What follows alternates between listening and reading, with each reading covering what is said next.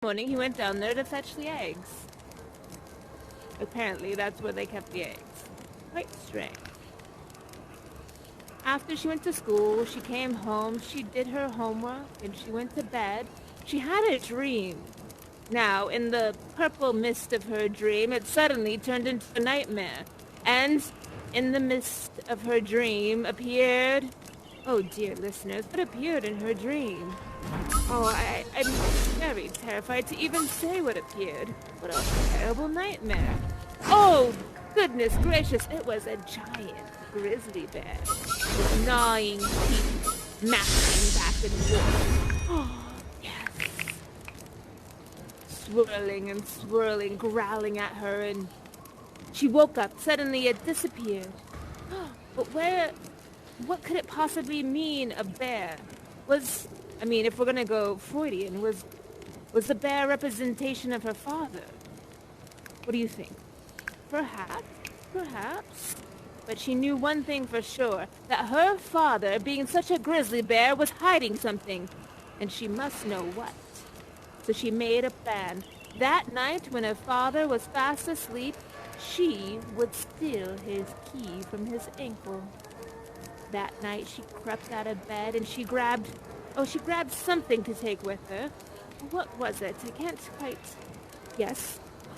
What was it, listener? Go ahead, grab anything. Couldn't even grab each other. Oh! She grabbed some water and she put some NyQuil inside of his water and swirled it around. That way he wouldn't wake up. Very smart, listener. You're clever. She creeped into his room. She went over to his bed, rolled up the blanket to his ankle, and unhooked the key. Now, did he wake up? Listeners, what say you? Did he wake up? Or did he stay asleep? Oh, he stayed asleep. Good. Now, she crept downstairs, through the kitchen, and stared at the basement door. She had the key in her hand, and she hesitated. Listeners, shall she go downstairs? Oh, you're braver than I. She put the key inside of the lock, click, and opened the hinge of the door. It was very dark down there. There was no light at all. She flipped the switch. Flip. Nothing. Still dark. I don't know, listeners. Should she continue in the dark? How brave you all are. She creeped down the stairs. Creep. And she heard some scratching noises. Scratch.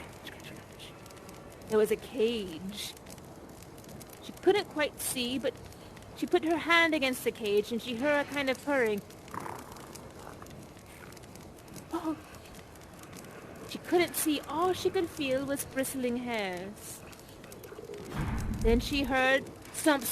Oh no, her father's awake. She rushed up the stairs, slammed the door closed, locked it, ran, and she threw the key. Where should she hide the key? She must hide the key somewhere. Let's say, you listeners, where should she hide the key? She hid it in the refrigerator. So there was a crisper. She hid it right behind the onions. He wouldn't dare look in there. He hated onions. She stood there in the kitchen, but she needed to come up with an excuse if her father saw her. What's her excuse? Listeners, it's up to you. What's her excuse? She stood there with her hand on her chin. What should my excuse be? Oh dear, Father, oh yes, I had to use the bathroom. Very good, listen, it's a great excuse.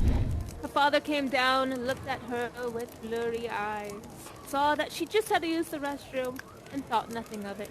He went into the refrigerator and grabbed himself a drink, some more mead, and then went back upstairs. That was a close one. As he treaded up downstairs, she stood there, still in the kitchen, wondering what to do. Now, she wasn't able to see what was downstairs, just the bristly fur and that hideous purring noise. She needed something. She needed a light. Listeners, can you all make a light? It can be any kind of light. Each one of you make a light. You must shine the way for Elizabeth. Ooh, yes. And look at you with your light. No, that's a dim light too. All of us together making light in a blue light. Yes, yes. And you just with the light of your pure heart, I see. No, it's your pure heart. That's how your light leads away. Elizabeth had enough light. She crept downstairs. She went up to the cage, and there was a ginormous spider. The spider sat there purring and looked so very sad and lonely. Oh, listeners, this is where her eggs come from. A whole stack of spider eggs sat there.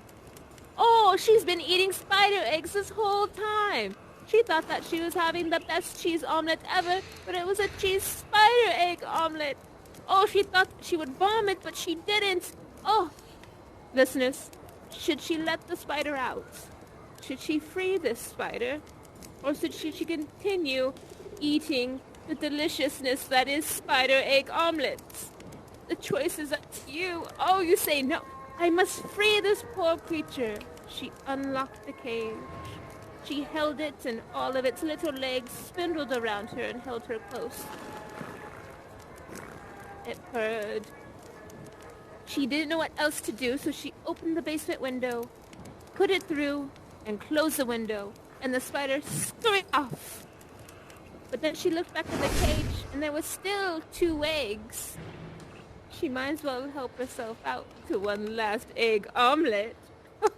Oh, listeners! Oh, well done. We solved the mystery of what was inside her father's omelet. I don't know if I would like a spider egg omelet, but Elizabeth sure did. Well done, each and every one of you, for solving this mystery. I'm ever so proud of each and every one of you for being so brave and, of course, working together. Now, this is Martha Deathstone signing off. This episode has been brought to you by Time Boat. Remember, 1 mask, 1 ride. Ta-ta for now.